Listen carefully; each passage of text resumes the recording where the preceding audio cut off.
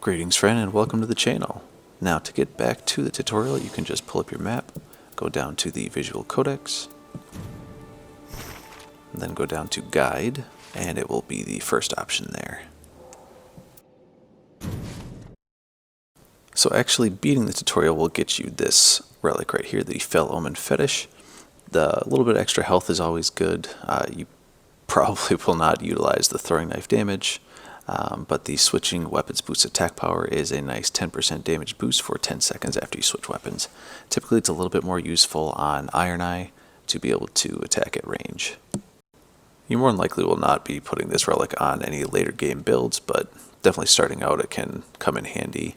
Unfortunately the switching weapons boost attack power does not stack, so the Holster relic right here will typically be a lot better if you want to do a switching weapons build. Let me know down in the comments if you have any specific questions about any of the different mechanics. I'll just be kind of fast forwarding through this to get to the most important part.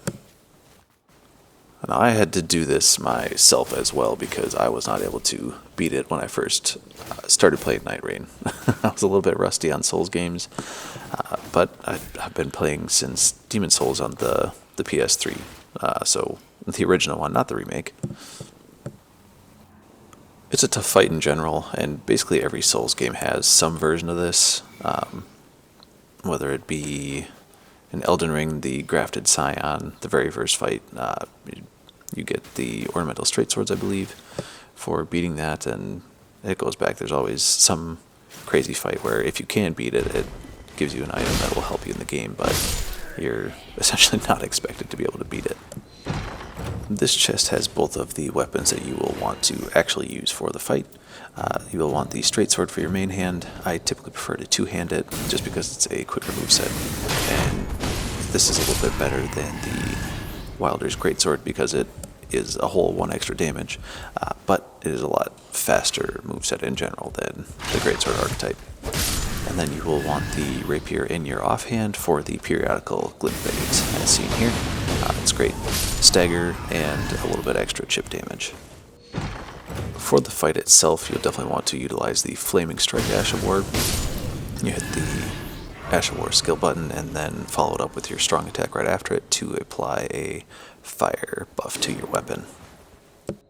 The strategy that I found that will be probably the most applicable for any skill level will be to keep the Duchess alive, so save your ultimate for when or if she goes down, just because she's great at pulling aggro, and this boss has a very, very fast moveset that will absolutely wreck you if the Duchess goes down and you're fighting it solo. You do get one other life if you both wipe, but then you end up finishing the fight without Duchess. That is the Flaming Strike buff in action, and don't make the same mistake I did here and wait to dodge until he actually slams down, because that's a really bad way to start the fight.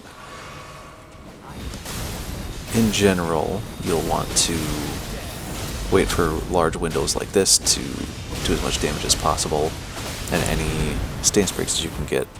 Duchess will also grab critical hits, as you will see here shortly, but that is by far the best way. It's just applying pressure and capitalizing on any open spots. Like right here, I'm just able to swing on him while he's attacking Duchess.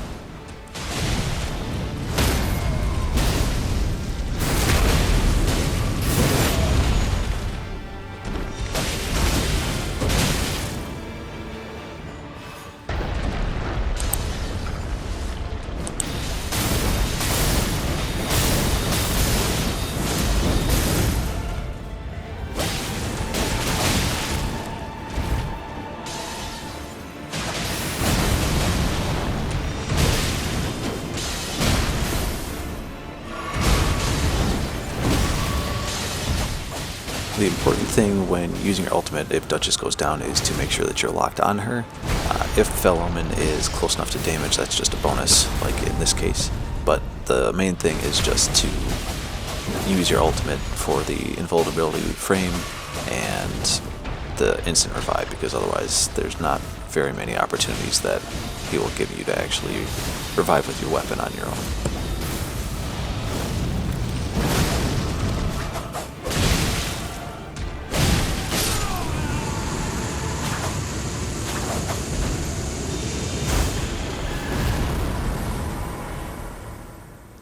Thank you so much for watching. Hopefully you found this helpful, and I will also have some of my other videos popping up here right now if you'd like to check out more of my content. And I hope you have a great rest of your day.